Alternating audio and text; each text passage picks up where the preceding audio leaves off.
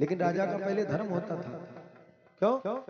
जिस राजा के राज्य में कोई अगर शेर बूढ़ा हो जाता, कोई हिरण बूढ़ा हो जाता, उसके पैर में कांटे निकल आते तो वो राजा को श्राप दे देता था। दुष्ट राजा, तेरे राज्य में रहते रहते इतने वर्ष व्यतीत कर दिए, तूने मेरा शिकार नहीं कर पाया, जा तो घोर नरक में पड़ेगा। इसलिए राजा उसका शिकार करता था। हम नहीं करते। लिखा है कि जासी कुसिंग वृद्ध हुई जाई, सोनब घोर नरक में जाई।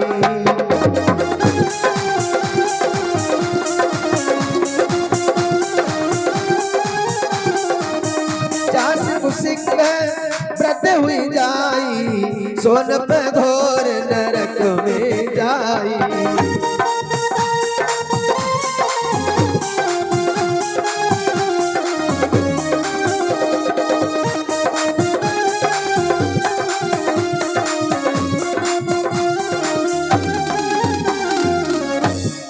शेर जब बूढ़ा हो जाता तो उसके पैर में कांटे निकल आते, वो कटसायल हो जाता।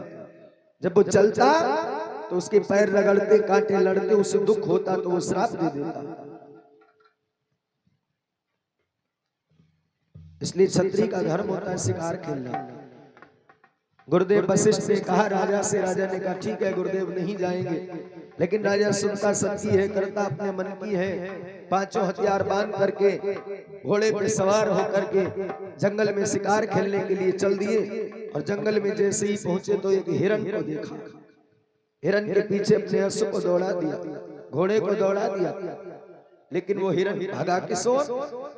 उत्तर दिशा की ओर। गुरुदेव ने मना किया था पूरब जाना, पश्चिम जाना, दक्षिण जाना, लेकिन उत्तर दिशा को शिकार मत जाना।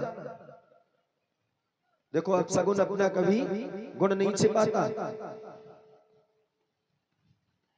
उत्तर दिशा की ओर भाग खड़ा हुआ। एक मृग भगा उत्तर दिशियोरा, स्वर्णगात मृग चरम किशोरा।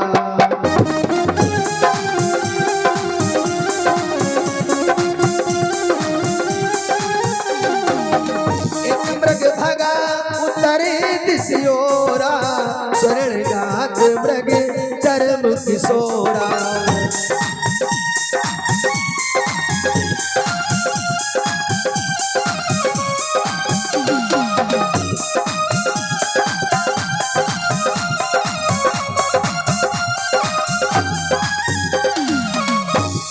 राधे श्याम जी भी एक लाइन में कहते हैं क्या कि मृग का पीछा करते करते, मृग का पीछा करते करते,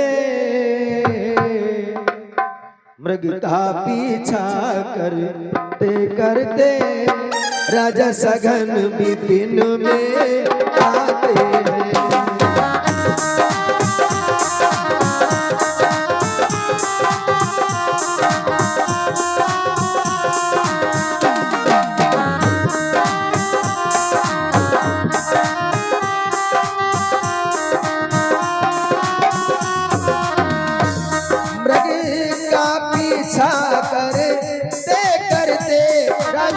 सघन विपिन में आते हैं। मृग आँखों से दिखता नहीं, मृग आँखों से दिखता नहीं, राजा प्यासे अकुलाते हैं।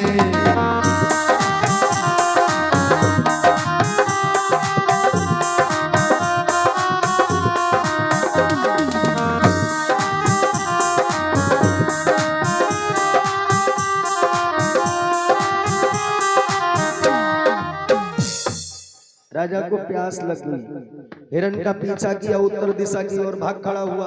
राजा ने पीछा कर दिया। भागते भागते एक सघन विपिन जंगल में पहुंच गए।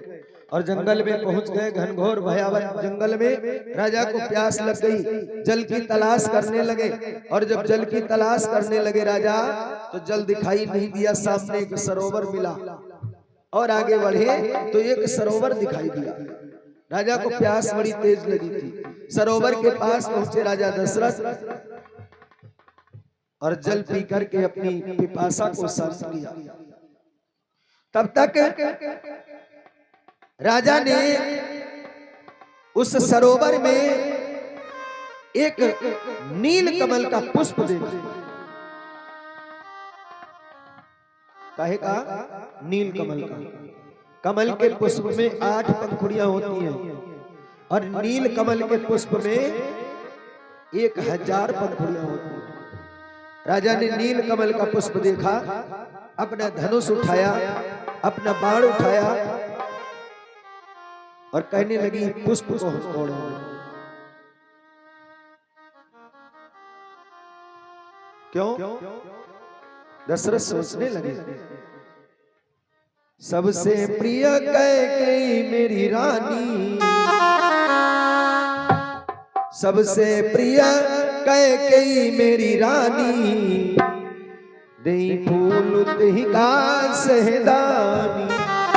सबसे प्रिय मेरी रानी है कैकेयी, उसको ये पुष्प दूंगा।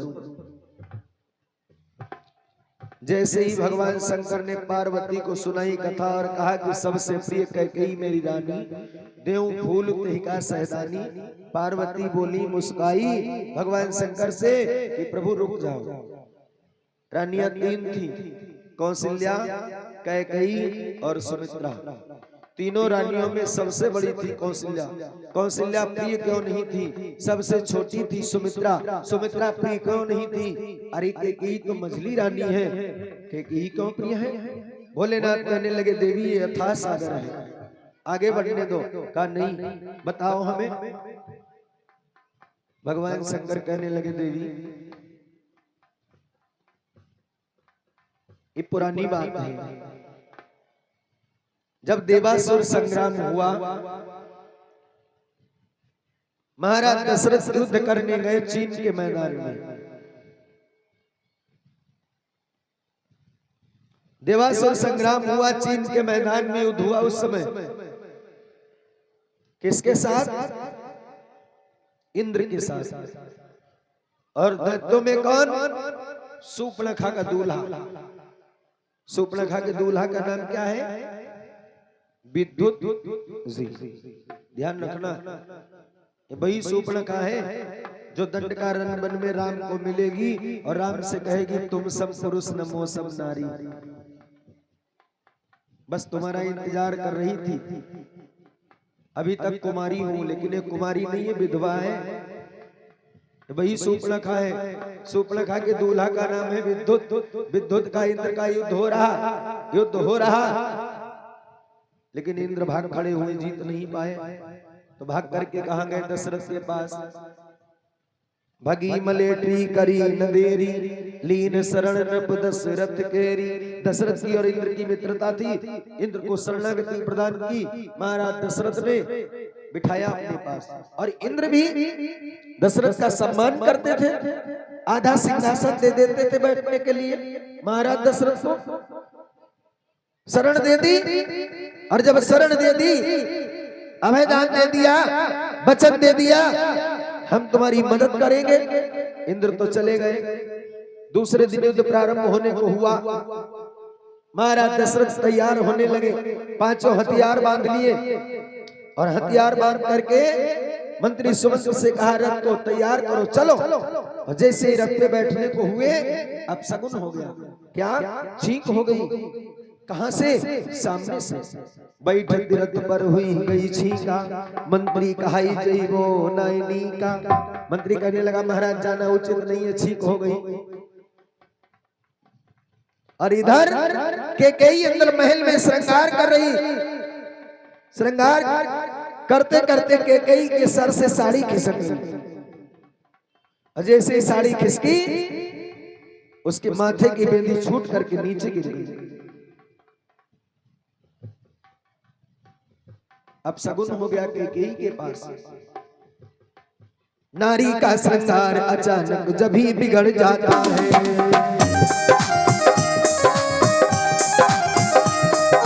नारी का श्रृंगार अचानक जब ही बिगड़ जाता है।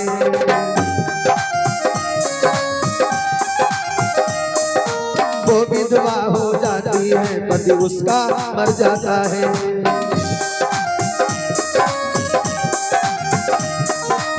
नारी का श्रृंगार अचानक जभी बिगड़ जाता है, नारी का श्रृंगार अचानक जभी बिगड़ जाता है, वो विधवा हो जाती है पति उसका मर जाता है, वो विधवा हो जाती है पति उसका मर जाता है।